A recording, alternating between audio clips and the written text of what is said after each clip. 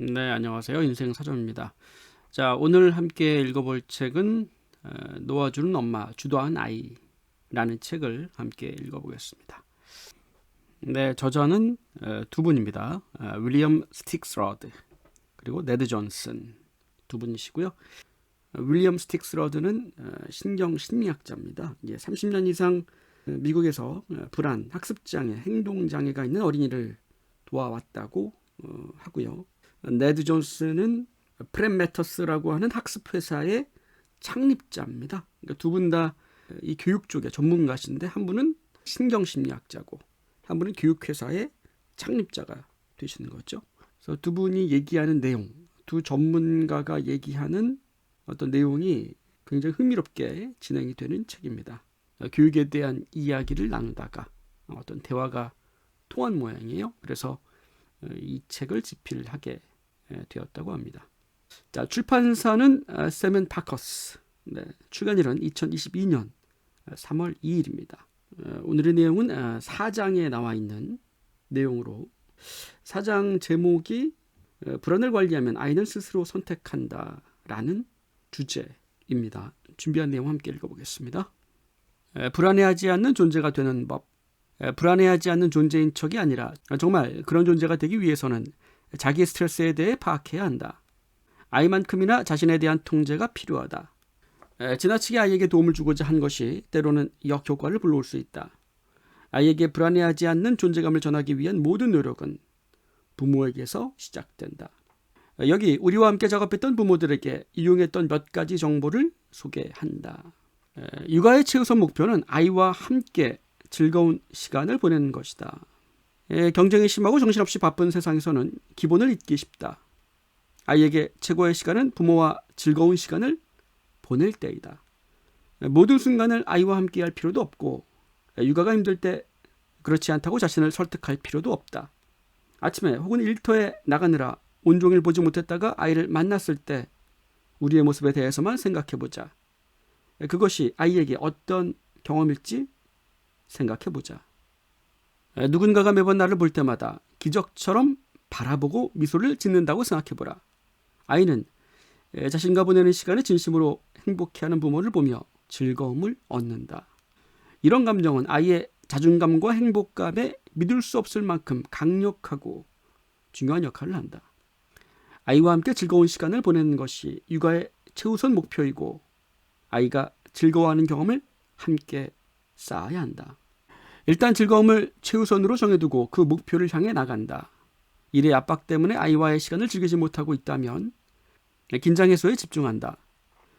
부부간의 갈등 때문에 즐거움을 얻지 못한다면 부부 치료에 대해 알아본다. 아이의 문제 행동 때문에 즐겁지 않다면 전문가를 만나 도움받는다. 아이들과 너무나 많은 시간을 함께하기 때문에 아이와의 시간을 즐기지 못할 수도 있다. 아이와의 즐거운 시간을 방해하는 요인을 해소하고 함께 보내는 시간을 최대한 즐겁게 만들어라. 미래를 두려워하지 않는다. 부모의 불안 대부분은 미래, 즉 우리가 통제력을 발휘하지 못하는 일에서 발생한다. 아이가 어떤 일을 겪고 있든 상황이 개선되리라는 확신이 들면 부모의 불안은 줄어든다. 아이가 잘하지 못할 때 부모가 스트레스 받고 고통받는 이유는 갇힌다는 두려움 때문이다. 우리 아이가 부정적인 상태에 갇힐까봐 두려운 것이다. 어떤 미래에 대한 두려움, 습관적인 걱정들이 많이 있죠. 자신이 통제할 수 있는 일과 통제할 수 없는 일을 구분해서 불필요한 걱정들을 좀 떨쳐버릴 필요가 있겠죠. 해결하고 싶은 일이 있다면, 자꾸 신경 쓰이는 일이 있다면 그 부분을 좀 적어놨다가 그 걱정을 위해서 내가 어떻게 내가 할 수 있는 일은 무엇인가 좀 생각해보고 실천해보는, 그렇게 된다면 우리가 습관적으로 하는 그 소모적인 걱정이나 불안에 대해서는 많이 좀 벗어날 수 있지 않을까 하는 생각이 듭니다. 두려움이 차오를 땐 길게 봐야 한다. 삶은 경주가 아니며 세상은 늦가기가 더욱 반짝이는 경우도 많다.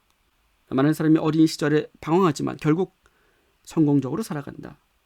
10대의 모습이 평생의 모습은 아니다. 전두엽 폐질은 사춘기부터 성년 초기까지 급속히 발달한다. 마크 트웨인은 이렇게 말했다. 내가 14살일 무렵 아버지는 정말 구닥다리로 보였다. 하지만 21살 때 나는 아버지가 얼마나 현명한지 알고 놀랄 수밖에 없었다. 대부분의 아이들은 심각한 문제를 겪지 않고 유년기와 청소년기를 보낸다. 문제가 있더라도 대부분은 잘 해결된다. 문제가 생길 때마다 노심초사하는 것은 오히려 상황을 악화시킬 뿐이다. 자, 자신의 스트레스 관리에 집중한다. 1990년대 말은 지금처럼 누구나 스마트폰을 가지고 다니고 삶의 속도가 미친 듯이 가속화된 시대는 아니었다. 사람들의 스트레스가 지금보다는 분명 작았다는 뜻이다. 그런데도 이 시기에 한 설문조사에서 청소년들은 무엇보다 자기 부모들이 더 행복하고 스트레스를 덜 받기를 바란다고 했다. 아이들도 부모의 스트레스와 불행을 감지하기 때문이다.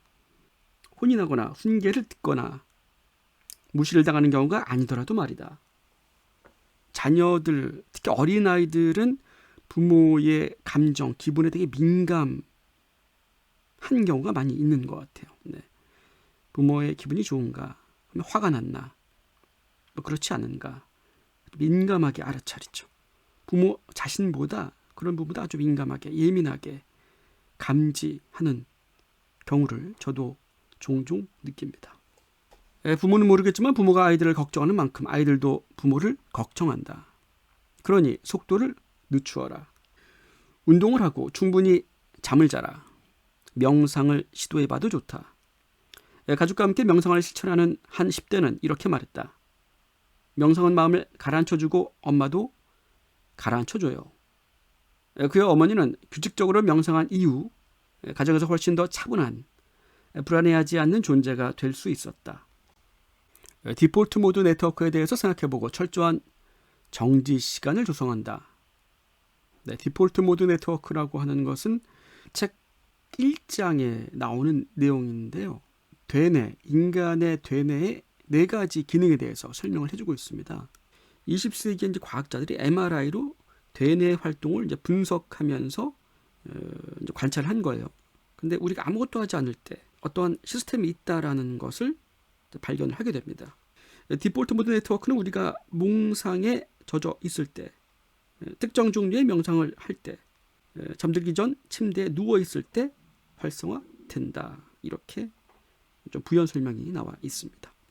자, 이어서 읽어드릴게요. 오늘날 성인들은 잠깐이라도 내면으로 주의를 돌리는 정지 시간을 갖지 못한다. 무수한 연구가 정지 시간의 필요성을 입증하고 있는데도 말이다. 주의를 그만 분산시키고 현재를 온전히 느끼는데 집중하라.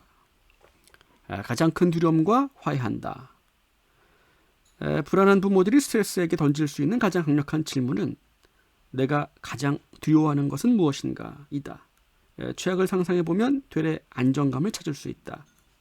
자신이 최악의 상황에서도 여전히 아이들을 사랑하고 지지할 것임을 깨달으면 자연스레 많은 걸 내려놓을 수 있을 것이다.